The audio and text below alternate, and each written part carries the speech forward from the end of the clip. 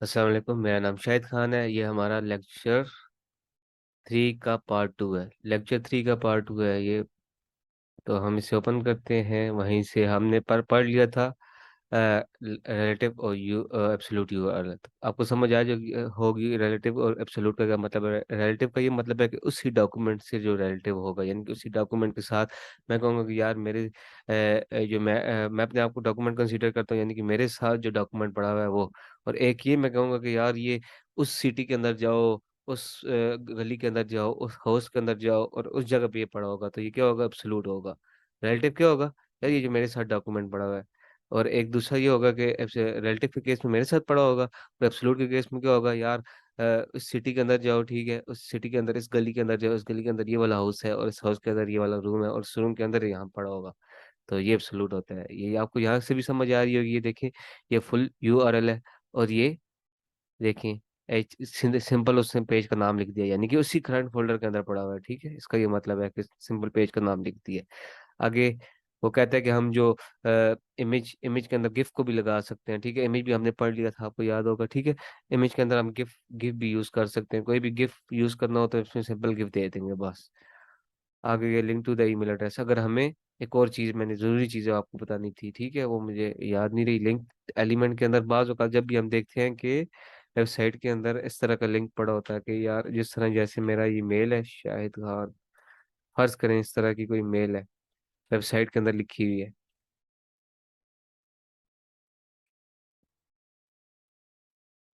ये मेल लिखी हुई है। अगर मैं चाहता हूँ कि यार जैसे ही यूजर इस पे क्लिक करे तो मेल बॉक्स उसका ओपन हो जाए, ठीक है, उस यूजर का मेल बॉक्स ओपन हो जाए। और टू के अंदर जिसको सेंड करनी है उसके अंदर मेरी मेल खुद ब खुद लिखी हुई आ जाए, तो मैं क्या करूंगा? इसके अंदर एक मेल 2 लिख दूंगा। ठीक है, मेल 2। ये सिंपल इसमें देखें आपने, मेल 2 लिख के और उसके आगे जिसको सेंड करनी हो, ठीक है, समवन एग्जाम्पल, ठीक है, अगर मुझे सेंड करनी हो इसी को फर्ज।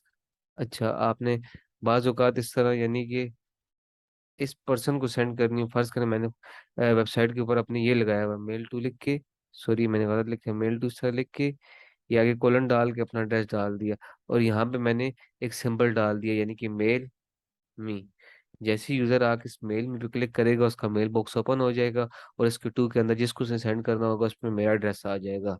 तो आपने बाज़ औक़ात की वेबसाइटों के अंदर ये चीज़ देखी होगी कि ये चीज़ होती है। जैसे ही मेल मी में मैं दबाऊंगा, ठीक है, तो मेरा इस लाइनक्स के केस में क्या होगा? अभी ओपन नहीं होगा, लेकिन आपका विंडो वाला होगा ना, जो विंडो के केस में एक मेल वाली एप्लीकेशन खुल के ओपन हो जाएगी। और उसके 2 में कौन सा एड्रेस आएगा जो मैं इस मेल 2 के बाद लिखूंगा? ठीक है, ये चीज़ है मेल 2, ये चीज़ है। ठीक है, ये देखिए मेल 2, और जिसको सेंड करनी है उसका, और इधर हम आप कुछ भी आइकन भी लगा सकते हैं। ठीक है, बटन एज अ लिंक, यानी कि ये आप जावास्क्रिप्ट थोड़ी यूज कर रहे हैं, हम जावास्क्रिप्ट के अंदर देखेंगे। ठीक है, ये टाइटल, और टाइटल भी मैंने आपको दिखाया था। अगर किसी भी ऊपर टाइटल लगाना हो इसी को कॉपी कर लेते हैं, ठीक है, नहीं, अपनी वाली पे लगाते हैं टाइटल।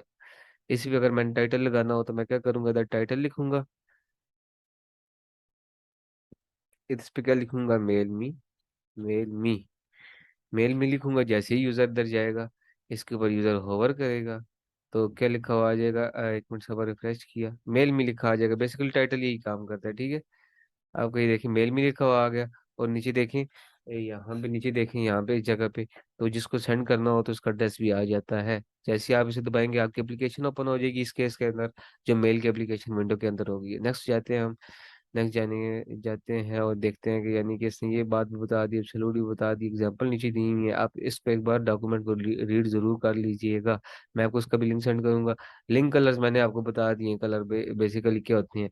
अनविजिटेड के ब्लू होता है, ठीक, अंडरलाइन होता है, विजिटेड का पर्पल होता है, और जो विजिट एक्टिव हो उसका रेड और अंडरलाइन हो जाता है। और ये बाकी आप, जरूरी नहीं है कि ये तो बाय डिफॉल्ट बिहेवियर है, आप इसको CS के जरिए इसको चेंज कर सकते हैं सूडो क्लासेस लगा के। ठीक है, अगर आपको नहीं अभी देख, आप अगर डॉक्यूमेंट ये रीड कीजिएगा, अगर नहीं समझ आती तो हम CSS के अंदर इसको डिटेल से पढ़ेंगे, ये वाली चीज सेम।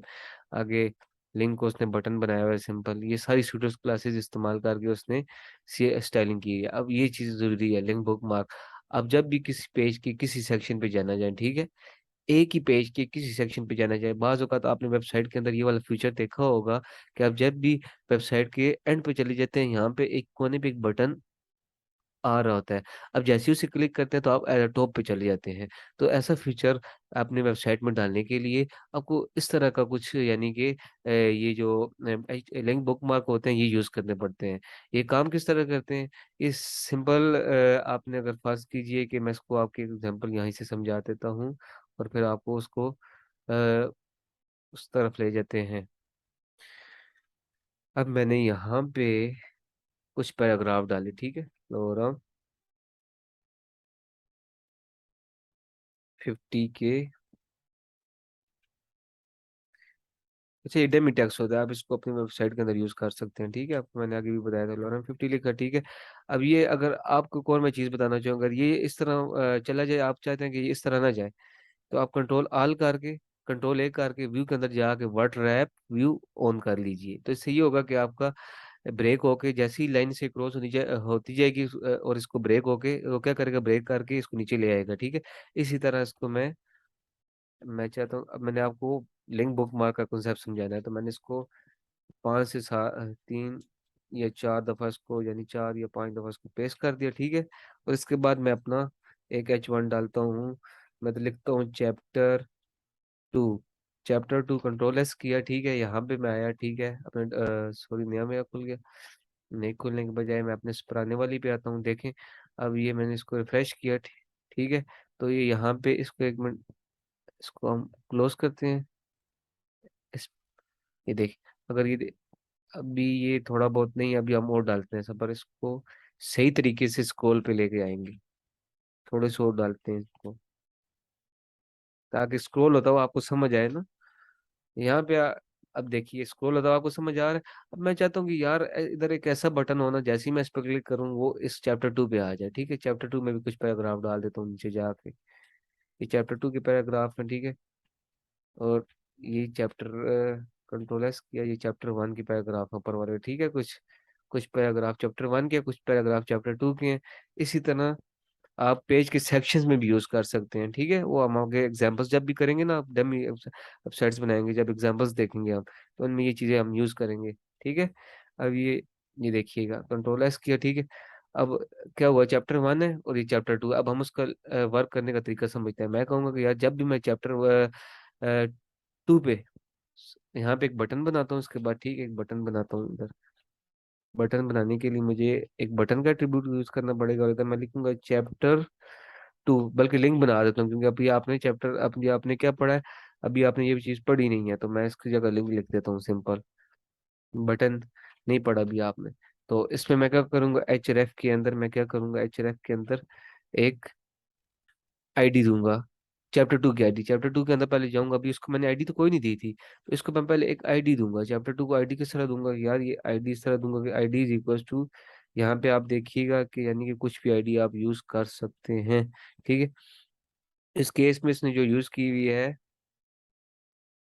ये देखें, इसने चैप्टर 4 की यूज की हुई है, यानी कि मेरा तो चैप्टर 2 होगा ना, मेरे केस में क्या है, मेरा मेरा चैप्टर 2 है, तो मैं C2 लिख दूंगा, C2 लिखूंगा, ठीक है? ये मेरी आईडी क्या होगी, C2 हो गई।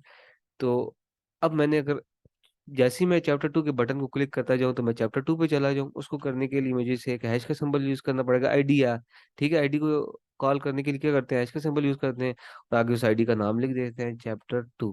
कंट्रोल एस किया, ठीक है? जैसे ही मैं इधर आया, इसको रिफ्रेश किया, डॉक्यूमेंट ऑटो रिफ्रेश ऑफ हुआ हुआ है, ठीक है? अब जैसे ही मैं इसको चैप्टर 2 पे दबाऊंगा, ये देखें मैं चैप्टर 2 पे आ गया। ठीक है, समझ आइए आपको? ये देखें, अभी ये तो चैप्टर 1 पे चल रहा हूँ, मैं चाहता हूँ डायरेक्ट चैप्टर 2 पे चला जाऊँ, तो मैं इसे क्लिक करूंगा, चैप्टर 2 पे चला गया। अब मैं चाहता हूँ कि चैप्टर 2 के भी नीचे कुछ ऐसा बटन हो जाओ जिसे मैं क्लिक करूँ, चैप्टर 1 पे चला जाऊँ। तो चैप्टर 2 के भी नीचे मैं एक छोटा सा बटन या लिंक डाल देता हूँ, जिस तरह यानी कि उसे क्लिक करने पर मैं चैप्टर 2 पे चला जाऊँ, चैप्टर 1 पे चला जाऊँ। तो वो मैं इधर एक, आप स्टॉप करके खुद ये करें, ठीक है? आपने सबसे पहले इसको करने के लिए एक लिंक डालना है, ठीक है? इस पे आपने लिखना है चैप्टर 1। चैप्टर 1 लिख के इधर आपने डालना है जनाबे अली, आईडीज की डालनी, आईडी डालनी है, अगर उधर जो आईडी आपने दी होगी। इस केस में आपने आईडी अभी वहां पे नहीं दी, तो हम जाके पहले वहां पे जाके आईडी दे आते हैं, सॉरी, एच डालना है, आईडी नहीं डालनी है, यहाँ पे एच डालना है, और यहाँ पे उसकी आईडी डालनी है। अभी चैप्टर वन की आईडी तो हमने कोई नहीं दी हुई, लेकिन उधर जाके पहले मैं आईडी देता हूँ। चैप्टर वन के अंदर मैं गया, यहाँ पे आके इसको मैंने एक आईडी दे दी, आईडी दे दी मैंने इसको चैप्टर वन, सी वन आईडी दे दी। ठीक है, अगर मुझे वहां से चैप्टर वन पे आना हो तो मैं क्या करूंगा, ए लिख के, ठीक है, और C1 लिख दूंगा, कंट्रोल एस किया। ठीक है, कंट्रोल एस करने के बाद मैं यहाँ पे आया, इसको रिफ्रेश किया। ठीक है, अब मैं चैप्टर वन पे जैसे क्लिक करता जाऊंगा चैप्टर वन पे चला गया, देखें। चैप्टर टू पे क्लिक करूंगा, चैप्टर टू पे। इसी तरह ये देखिए पेज स्क्रॉलिंग में भी होता है, आप जैसी वेबसाइट पे स्क्रॉल कर रहे होते हैं एंड पे आ जाते हैं, फर्स्ट कीजिए कि ये आपका एंड है। यहाँ पे एक छोटा सा बटन लगा हुआ होता है, जैसे ही आप क्लिक करते हैं बैक टू द टॉप चले जाते हैं। यही वो वहाँ भी यही चीज यूज हो रही होती है। ठीक है, ये इसको लिंक बुकमार्क कहते हैं, इसका नाम क्या होता है, लिंक बुकमार्क। आप एक पेज के किसी भी सेक्शन पे जा सकते हैं, इसको देखिए लिंक बुकमार्क्स कहते हैं। सिंपल है, ये भी आप रीड कर लीजिएगा। आगे जाते हैं हम HTML इमेजेस। HTML के अंदर इमेजेस लगाना आपको आती है। ठीक है, इमेजेस लगाना सिंपल तरीका है। HTML के अंदर इमेज लगाने का क्या है, HTML के अंदर इमेज लगानी हो तो हम सिंपल क्या करते हैं, इमेज टैग यूज करते हैं। इमेज टैग यूज करते हैं, ये सेल्फ क्लोजिंग टैग होता है। ठीक है, यानी कि सेल्फ क्लोजिंग दो तरह के टैग होते हैं, एक जो क्लोज करते हैं, जैसे कि ये पी एलिमेंट क्या करता है, पी एलिमेंट ओपन भी करना पड़ता है और क्लोज भी करना पड़ता है। और कुछ ऐसे टैग होते हैं जो जिनको सिर्फ ओपनिंग में क्लोज कर देते हैं, ये ब्रैकेट लगा के इसको, ये तो सिंपल जो यूज करते हैं। और ये वाला जो इसको कहते हैं सेल्फ क्लोजिंग, ये यानी कि खुद को खुद ही क्लोज कर लेता है। ठीक है, इमेज जो है सेल्फ क्लोजिंग टैग है, तो इसमें हमने सोर्स एट्रीब्यूट देना। सोर्स में क्या आएगा, जिधर वो इमेज पड़ी हुई होगी, ठीक है, उसका एड्रेस आ जाएगा इसके अंदर, चाहे वो आपके कंप्यूटर में हो, चाहे किसी और सर्वर पर पड़ी हुई हो। यहाँ पे हम unsplash.com पे जाएंगे, वहां पे क्या होता है कि वहां पे हमें फ्री इमेजेस मिल जाती हैं।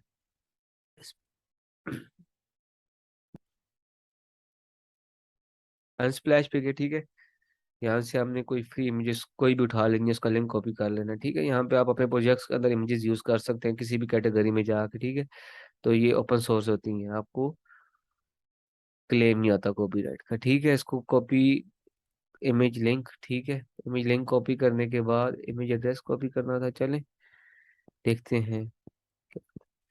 कंट्रोल V किया, ठीक है, इसको एस किया, कंट्रोल एस कर सेव करने के बाद यहाँ पे आए हम।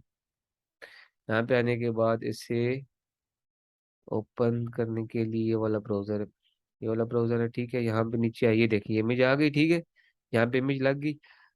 और इमेज को हाइट और विड्थ भी दे सकते हैं आप। और इसको हाइट और विड्थ देने के लिए आप सिंपल क्या करेंगे, हाइट इसकी मैं कितनी देना चाहता हूँ, मैं चाहता हूँ कि यार इसकी हाइट 300 पिक्सल हो जाए, और इसकी विड्थ भी कितनी हो जाए, इसकी विड्थ भी जो हो जाए, विड्थ भी इसकी क्या हो जाए, विड्थ भी इसकी 300 पिक्सल हो जाए, 300 पिक्सल।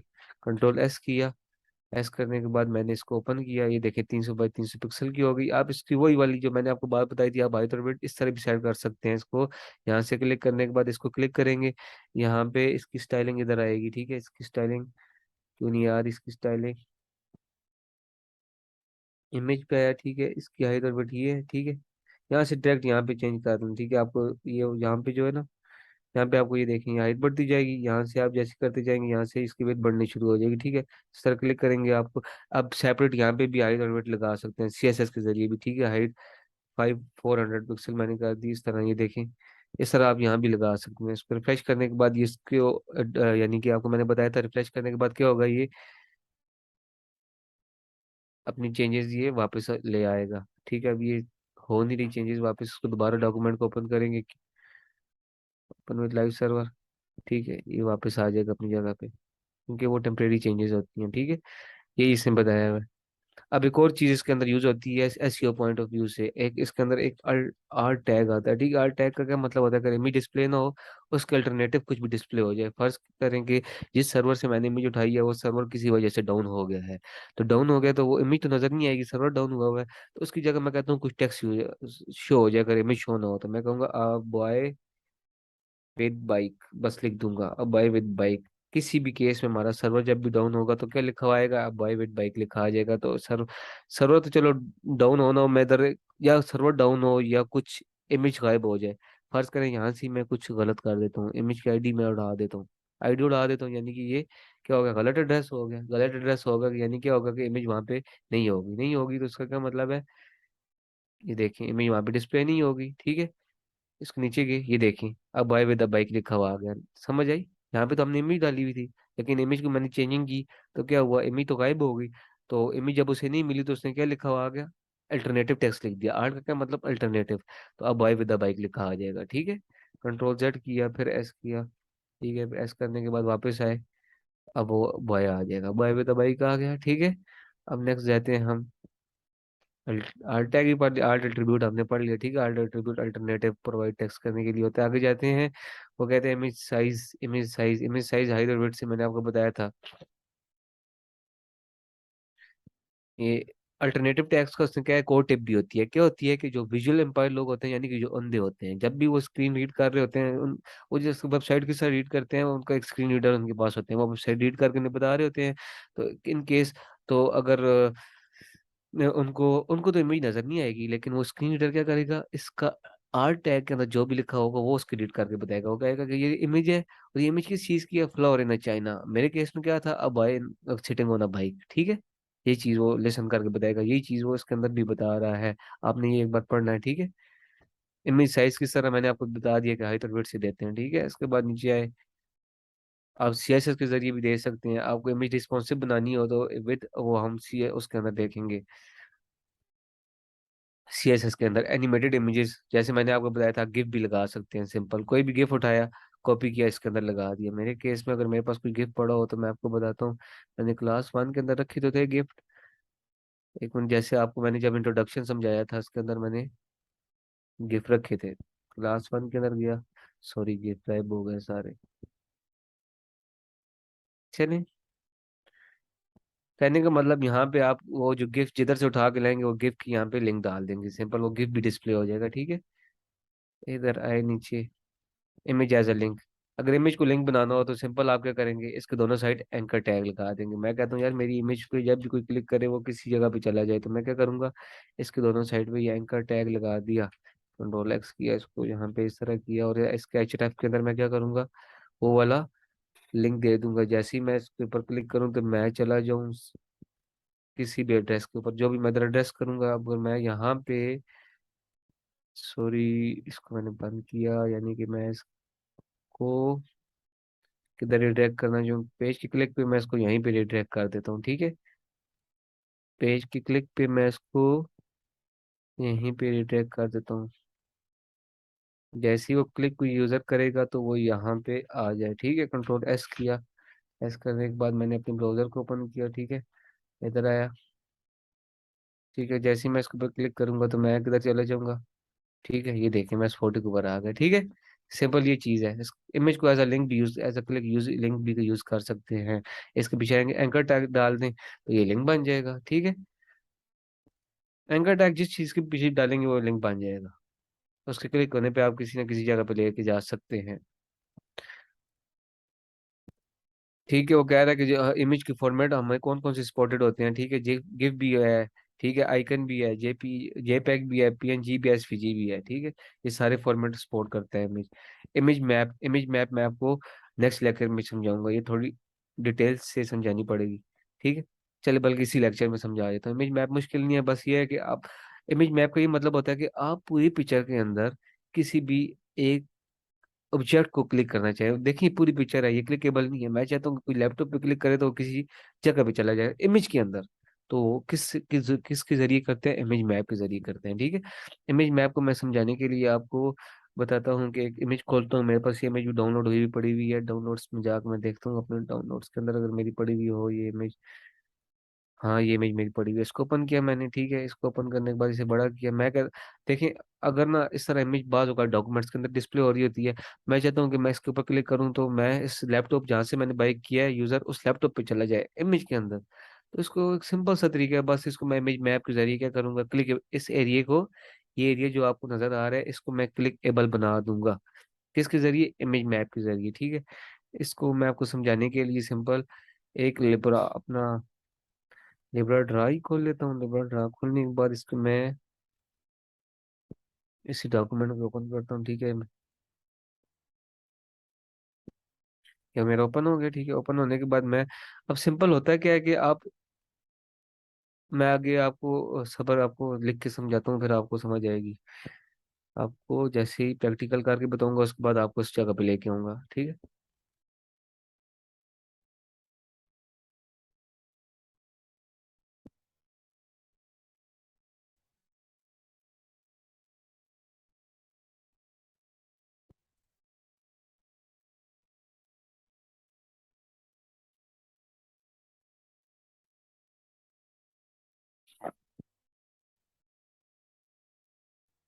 यहाँ पे आया इमेज मैप यूज करते हैं हम, यहाँ पे आके इमेज मैप को यूज करते हैं। इमेज मैप को यूज करने के लिए ठीक है, सबसे पहले हमने क्या करना है कि एक इमेज, जिस तरह इमेज एट्रीब्यूट सिंपल लिखते हैं, ठीक है, अभी आपने देखा कि इमेज एट्रीब्यूट आप किस तरह लिखते हैं, ठीक है, इस तरह। आपको इमेज एट्रीब्यूट तो लगाना आता होगा, ठीक है, ये इस तरह इमेज एट्रीब्यूट लगाते हैं, ठीक है। इमेज लिखा, इसके अंदर जो भी यानी कि इमेज होगी इसका सोर्स देंगे, उसके बाद अल्टरनेटिव टेक्स्ट देखेंगे। लेकिन इसमें डिफरेंस क्या आ जाएगा, इसके अंदर एक एट्रीब्यूट यूज होगा यूज मैप नाम का, उसके अंदर एक नेम पास हुआ होगा, ठीक है, एक आईडी पास हुई होगी। वो आईडी किसकी होगी, मैप की होगी, ठीक है। इसको कमेंट करते हैं, मैं आपको इस तरह करके बताता हूँ। अब देखिए, मैंने इसके अंदर मैंने वर्क मैप की आईडी पास की, ठीक है। और वर्क, ये तो सिंपल इमेज होगी, लेकिन इसको मैप से कनेक्ट करने के लिए क्या यूज होगा, यूज मैप यूज होगा। ये सिंपल इमेज है, ठीक है, जो हम अभी तक यूज करते हैं। अगर मैंने इसके साथ मैप लगाना हो, यानी कि इसको किसी भी एरिया को क्लिप एबल बनाना हो, तो ठीक है, मैं क्या करूंगा, इसके अंदर एक यूज मैप वाली लगाऊंगा, एक प्रॉपर्टी, एक एट्रीब्यूट यूज मैप वाला लगाऊंगा, इसके अंदर आईडी दे दूंगा। किसकी आईडी दूंगा, इसकी आईडी दूंगा, इस मैप की आईडी दूंगा। मैप के अंदर ये नेम के अंदर आ रहा होगा, नेम के अंदर ये लिखा, ठीक है। ये लिखने के बाद ये लिखा, ठीक है, ये वर्क मैप लिखा, यानी कि इसके नेम के अंदर जो भी आ रहा होगा उसको पॉइंट करने के लिए यूज मैप के अंदर इधर मैं लिखूंगा माई मैप, मैं लिख देता हूँ माई मैप, लिखा माई मैप, माई मैप। और यहाँ भी क्या लिखा, अब इसका नेम यहाँ पे लिखना पड़ेगा, ठीक है, ये जो मैंने यहाँ पे नेम लिखा यही नेम यहाँ पे भी लिखना पड़ेगा, ठीक है, क्योंकि ये इमेज से इस मैप को पॉइंट कर रही होगी। अब इमेज, इस इमेज के कुछ एरिया मैनिपुलेबल बनाने हैं, तो उसके लिए मैं क्या करूंगा, एरिया प्रॉपर्टी यूज होती है। एरिया प्रॉपर्टी यूज होगी, वो क्या करता है कि इस इमेज के कुछ एरिया क्लिकेबल बना देता है। उसके बाद शेप मेरी इमेज की क्या है, जो मैं इमेज के अंदर जो मेरा ऑब्जेक्ट है उसकी शेप क्या है। यहाँ पे लैपटॉप था, लैपटॉप की शेप क्या थी, रेक्टेंगुलर थी ना। तो इधर मैं आर ई सी लिख दूंगा, रेक्टेंगुलर RECT। यानी कि जो मेरी इमेज के अंदर जो एरिया है उसकी शेप क्या है, रेक्टेंगुलर है। फिर उसके कोऑर्डिनेट्स क्या हैं यार, वो तो चलो अब रेक्टेंगुलर तो है, ठीक है। अब उसके जो कोऑर्डिनेट्स क्या हैं, अब उससे कैसे पता चलेगा वो रेक्टेंगुलर इमेज के अंदर कौन सी जगह है। तो मैं इसको क्या करूंगा, X1 Y1 X2 Y2 समझा दूंगा यार। ये X2 Y1 X2 Y2 जैसे उसे पता चल जाएगा तो उसे तो पता चल जाएगा कि यार इमेज किधर है। तो उसको ये समझाने के लिए मैं क्या करूंगा, मेरे पास ये यहाँ तो लिनक्स है ना, तो ये इस पे वो मेरे पास वो वाली पेंट की एप्लीकेशन नहीं है। आप अपने पेंट की एप्लीकेशन में उस इमेज को ओपन कीजिएगा, और यहाँ पे एक स्केल ओपन होता है, ठीक है। स्केल को क्या कीजिएगा, स्केल को यहाँ पे ला के यहाँ पे रखिएगा, ठीक है, यहाँ पे रख के इस जगह पे, ठीक है, इस जगह पे रखिएगा। और नीचे से लेके आइएगा। बेसिकली ये होता है ना कि आपको ये वाला एक एरिया सिलेक्ट करना होता है, ठीक है, और ये वाला एरिया सिलेक्ट करना होता है, तो वो पूरा रेक्टेंगुलर सिलेक्ट हो जाता है। पूरे रेक्टेंगुलर को किस तरह सिलेक्ट करते हैं, आप सिंपल X1 Y1 इसका और X1 Y2 इसका, ठीक है, पूरा एरिया कवर हो जाएगा। देखिए X1 यहाँ से लेके यहाँ तक आएगा, और Y1 क्या आएगा, यहाँ से लेके यहाँ तक। और X2 क्या करेगा, यहाँ से लेके यहाँ तक आएगा, यानी कि X2 यहाँ पे और Y2 ये। तो पूरा कौन सा एरिया कवर होगा, ये वाला सारा एरिया कवर हो जाएगा। X1 से लेके X2 तक सारा एरिया कवर हो जाएगा, यानी कि X1 Y1 X2 Y2, ठीक है, उसको दे दें तो सिंपल। अगर आपको नहीं समझ आई तो मैं आपको व्हाइट बोर्ड समझ के समझा देता हूँ, ठीक है। एक मिनट मैं आपको व्हाइट बोर्ड शेयर करता हूँ यहाँ पे। हाँ, व्हाइट बोर्ड शेयर करने के लिए मैं आपको बताता हूँ। देखें, ये कुछ इस तरह होता है कि देखें, ये इमेज है हमारी, ये इमेज है हमारी, ठीक है। इमेज के अंदर ये मेरा लैपटॉप है, ठीक है। लैपटॉप की मेरी क्या है, ये मेरा लैपटॉप रेक्टेंगुलर शेप के अंदर है। तो मुझे अब इसके कोऑर्डिनेट्स कैसे निकालने हैं, एक ये वाला उठाना है एरिया, और एक ये वाला उठाना है, ठीक है। ये मेरा क्या हो गया, X1 और Y1 X2 Y2। जैसे ही मैं इसको बता दूंगा तो ये क्या होगा कि ये वाला सारा एरिया जो होगा, ये लैपटॉप वाला सारा एरिया क्या हो जाएगा, कवर हो जाएगा सारा। तो मैं इसके X1 Y1 X2 Y2 के कोऑर्डिनेट लिख दूंगा। हाँ, आप कहते हैं यार ये तो ठीक है, मुझे ये रेक्टेंगुलर शेप में तो मुझे समझ आ गई कि रेक्टेंगुलर शेप में क्या होगा कि X1 Y1 और X2 Y2 लिखेंगे। तो आप ग्राफ ना ड्रा करके देखिएगा एक बार, आपको समझ आ जाएगी, ठीक है। ये वाला सारा एरिया कवर हो जाएगा यार। अगर मेरी इमेज के अंदर सर्कल आ जाता तो उस टाइम क्या होगा, उस टाइम तो मैं, अगर ये कोने इसके दो, तो इसके तो कोने होते ही नहीं है सर्कल के, तो इस केस में क्या होगा। तो अब टेंशन लेने की जरूरत नहीं, इस केस में सिंपल ये होगा कि इस केस में यहाँ से मैंने ड्रा में ड्रा सेलेक्ट किया, ठीक है। लेजर कोट आया। पेन किधर गया यहाँ पे?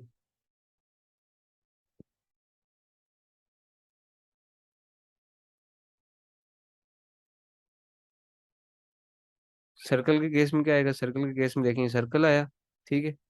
और इसका फिर मैंने क्या करना है कि इसको सिंपल,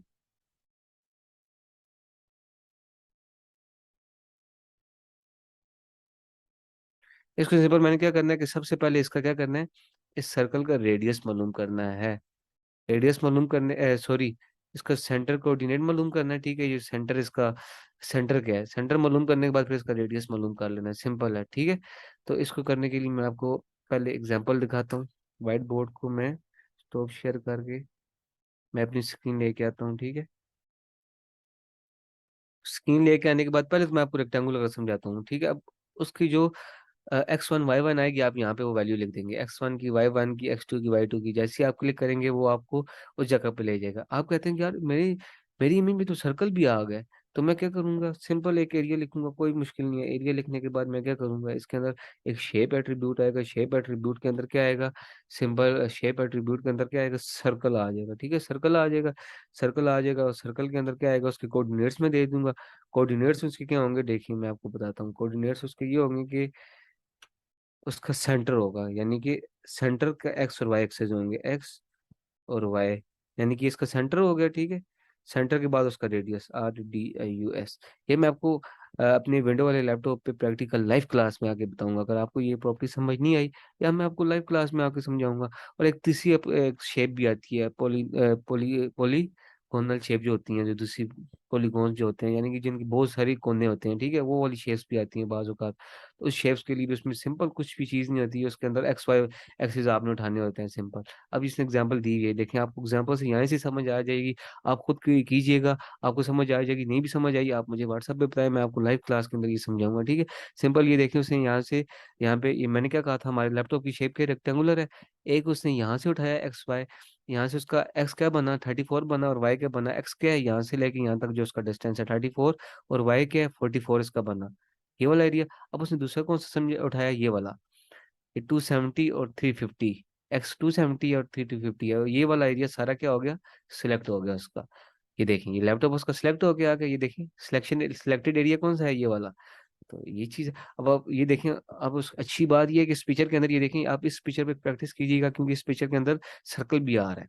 अब सर्कल उठाने के लिए उसने देखें क्या किया, अपने स्केल्स को सेट किया। जिस तरह आपने, मैंने आपको बताया कि आप पेंट पे स्केल सेट करेंगे, मैं आपको विंडो वाले लैपटॉप के अंदर लाइव क्लास के अंदर देख के ये समझाऊंगा, ठीक है। आपने यहाँ पे इसको सेंटर पे रखा, ये पूरे सर्कल का सेंटर ये है, ठीक है। सेंटर इसका ये है, सेंटर के X1 Y1 उठाइए, एक्स उठाया, फिर उसके बाद उसका रेडियस मालूम कर लिया, सिंपल। ये देखेंगे एक्स और ये वाई, इसका रेडियस आ गया। ये आपका क्या, ये पूरा सिलेक्ट हो जाएगा। और इसी तरह अगर पॉलीगोनल शेप्स आ जाए, ठीक है, तो आप सिंपल क्या करेंगे, ये देखें, आपने ये चीज सिलेक्ट करनी है इमेज के अंदर से। ये ना सर्कल में आ रही है, ना रेक्टेंगुलर में आ रही है, तो ये पोलीगोनल शेप में अंदर आ रही है। तो आप इसके सिंपल क्या करेंगे, जहां जहां से ये टर्न हो रही है ना, वहां से एक्स और वाई एक्सिस इसको उठाते जाएंगे, ये देखें, और ये कोऑर्डिनेट्स के अंदर डालते जाएंगे। ये भी क्लिकेबल बन जाएगी, ये देखें, ये वाला एरिया सेलेक्ट हो जाएगा। सिंपल है, कुछ भी नहीं है। ये मैं आपको फर्दर आपको उसके अंदर समझाऊंगा लाइव क्लास के अंदर। तो इस क्लास लेक्चर 3 के लिए हमारा इतना ही काफ़ी है। आपको लेक्चर 4 के अंदर आप इंशाल्लाह आपको फर्दर, इस क्लास के लिए हमारा लेक्चर 3 के लिए इतना ही काफ़ी है। फर्दर हम लेक्चर 4 के अंदर देखेंगे। तो थैंक यू, अल्लाह हाफिज़।